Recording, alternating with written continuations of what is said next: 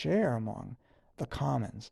And this is a great way to have a gems, the givens, the environs, and the milieu raised in it's sort of a conscious exploration that is on the level of intelligence that I can't define anymore because then it sort of restricts it, right? It's something that you come into a realization that potentially sparks something within the situation that you're in.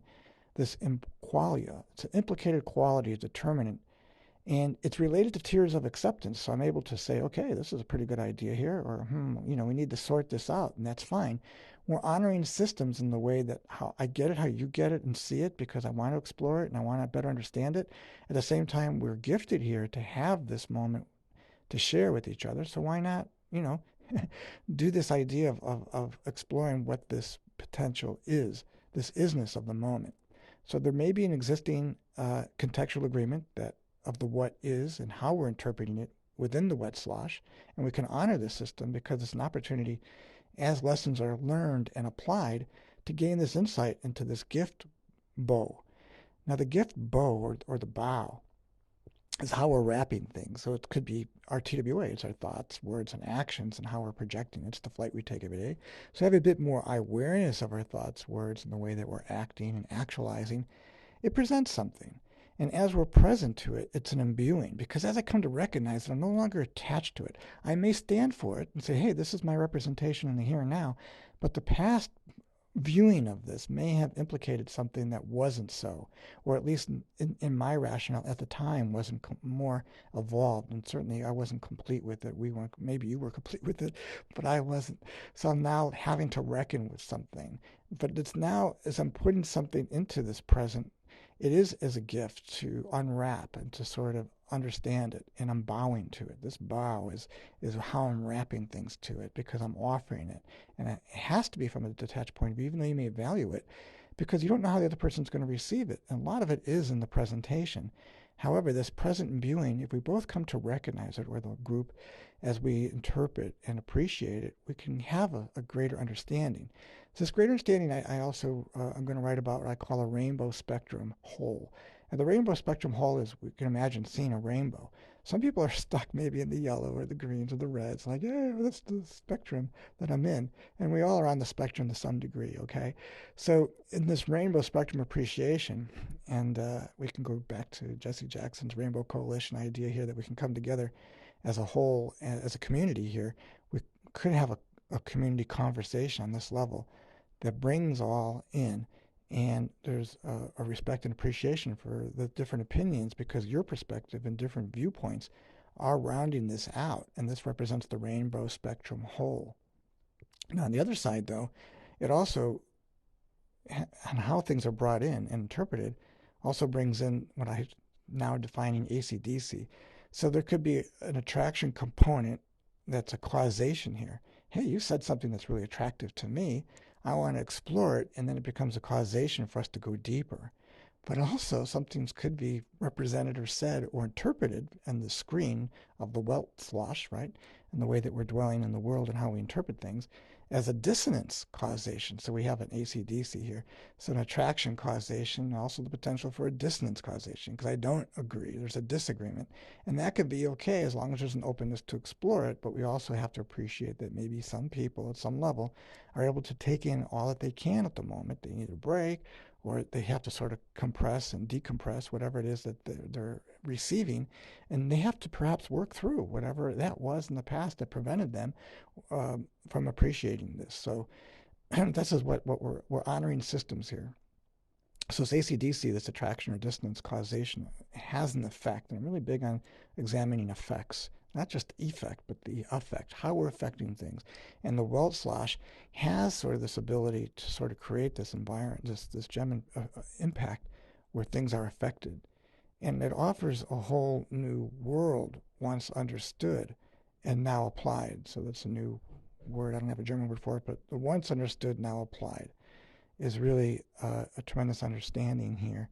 Once understood, now I can apply it. Now, I may not have the whole interpretation of this rainbow spectrum, yet I want to engage it. I want to be part of it, perhaps, or I'm attracted to it in this AC aspect to sort of be able to deal with whatever the dissonance is to work through it. versus a closed-mindedness. Now, this is what we have to deal with. Some people are just closed off. We have to have sort of an openness to allow people to be where they are if we're really talking about freedom and self-liberation, because at that moment, that's as far as we're taking it, and anything else would be an invasion of space, and I'm totally against that. So we have to say, okay, I try to approach it in many different ways using the tie analogy, the TIE, where we're really very much permission oriented. So before I go any further, are we okay with things? Are we? Are we? That's interesting. That goes off as a reminder of a call in a half hour. So this present imbuing is allowing me to uh, engage this rainbow spectrum whole. I have the pulse of the moment, which is the present pulse, and there's also an imbuing that I'm feeling. So this premise pulse of what's being presented here. Now, it could be just my interpretation of it, and I could be sincerely wrong in the sense of what I'm interpreting, but that's where, if we have conscious communication, we're going to get feedback into how we're interpreting, right? So if I'm coming across a closed-minded state, it could also be a stuck state, or it's just someone who's against, right? I'm just against it. I'm against all. And it also could be an ideologue. So an ideologue I'm talking about is an ID. They're stuck in internal dialogue, or they really say, well, hey, my interpretation of this or you or what you're saying doesn't jive with my ideology or my religion or my traditions, my upbringing, whatever it is. So that's like, all right, well, if you want to talk about it or we don't want to explore it, then we have to sort of appreciate that that's as far as we're going to be able to go with it. And the respecting of the tie, which just means like whether it's consideration for their time, their interest, or just the energy dynamics, that they don't have the ability to engage anymore. And it could just be the environment's affected things now. We're having a lot of interruptions. That's it. We're not able to mine the gems anymore, examining the givens, the environs, the Milleu. This is it. And then you're going to have some people that are just constant polarizer. They don't, whatever you say could be a great idea. They're just going to be against it because that's how they extract some kind of sense of purpose and identity. They're just against it, or they'll come up with some reason to polarize, be against it, make insults or, constantly interrupt or, make inappropriate noises or gestures or change the subject. We have to deal with that type. Now, you could take them to the side and go, hey, we're really trying to go deep here. And is there a purpose to sending that particular email or making that comment or interruption? Is it on purpose to this? Or you just wanting to be heard or have some kind of, whatever, recognition? And then you're going to have those that just don't get it. All right, so just reviewing closed-mindedness, stuck states, against all, ideologues, internal dialogue, into some ideologue. And then the polarizers that are just against things that just, or just, polarizing interrupters. And then you just have those that just don't get it. And we're okay with that, right? But again, we want to be inviting and open to all. This is not sort of a closed off inner circle context. Mike's Mastermind is open to all, to everyone who wants to engage in these ideas. So what I want to continue in this second chapter, maybe it's going to be the third chapter of WeltSchloss. And again, if you go to WeltSchloss.com or just go to my grandtourideas.com, you'll find a link to it. I want to talk about paradigm shifting. Now think about that. Being, creating the shift, and we're talking about self-liberation, getting out of states of stuckness, UBE3, ultra being the best we can be, ultra being present, lovingly present, ultra being the best in the way of being an excellent example of enlightenment as you're able to demonstrate it, to be an example for this element of where you are, an example of excellence. And this representation is enlightening or egalitarian ideology. Yes, let's refine it, let's evolve it. That's what the work's all about. So in conclusion here, because this will be the premise to what I want to write next, is that the paradigm shifting idea is that WeltSchloss invites us to immediately take an out of morb mind state. So out of morbidity mind state, if we're going to mine this as a gem, observation as a sense exploration to what perhaps is quote unquote meant into being from WeltSchloss that then is projected onto our perceived reality, right? As it's presented to us based on how we interpret what is given and then how we then format or react.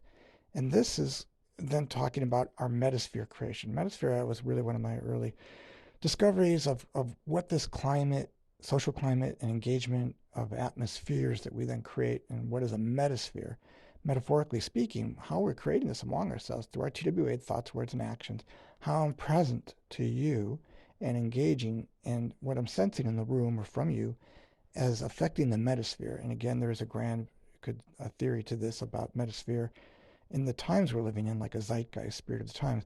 But this metasphere is like a narrative and also sort of just a sense that we're going to now explore because we understand that there is a metasphere that's been created, or at least that we've both interpreted and then we're affecting, right? Big on this affecting idea. So then I came to the idea, and where I'm going to wrap this up, is that there's a more betterment seeking. And this might be related to a bit of Heidegger, where there's a caring aspect to Das Ein. I call it Dasein. People call it Dasein, but Dasein. So this, and I'm not an expert on any type of philosophy at all. I'm just extracting where I can get it because I need to have references and resources and to sort of say, well, hey, someone else said this, I'm relating to that, but it's really about this for me. So Morb is seeking betterment in the way, and there's a seeking aspect because that is what Morb is doing. It's the modus operandi of rational behavior or relational behavior, and the aspect that there's some element that's driving it, the modus operandi, right? And so how it comprehends and get what it wants through its rational behavior is a betterment seeking. And it could be selfish of a nature, or it could be of a at least an innate drive of caring and a concern.